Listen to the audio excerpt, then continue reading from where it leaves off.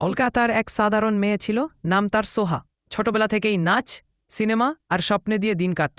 তার ঘর জুড়ে পোস্টার ছিল একটাই মানুষের, শাহরুখ বাবার পুরনো ফোনে কাল হোনা হ দেখতে চোখ ভিজিয়ে ফেলত, চেন্নাই এক্সপ্রেস দেখতে হাসতে হাসতে গড়াগড়ি দিত। কিন্তু পড়াশোনা, সংসার আর বাস্তবের দৌড়ঝাঁপের মাঝে তার সবগুলোর একসময় চাপা পড়ে গেলে শুধু রাতের বেলা ঘুমানোর আগে জানলা দিয়ে আকাশ দেখতে মনেই ভাবত একবার শুধু তাকে সামনে থেকে দেখলে কেমন হত। একদিন শহরে বড় এক সিনেমা উৎসব বসল।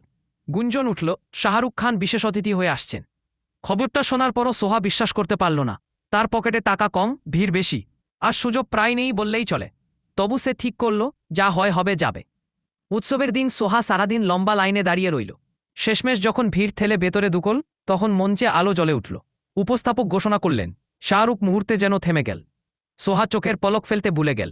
শাহরুখের হাসি, তার হাত নাড়ানো, সবই স্বপ্নের মতো লাগছিল। কিন্তু ভিড়ের চাপে সে একেবারে পেছনে ছিল। শাহরুখের নজরে পড়বে সে।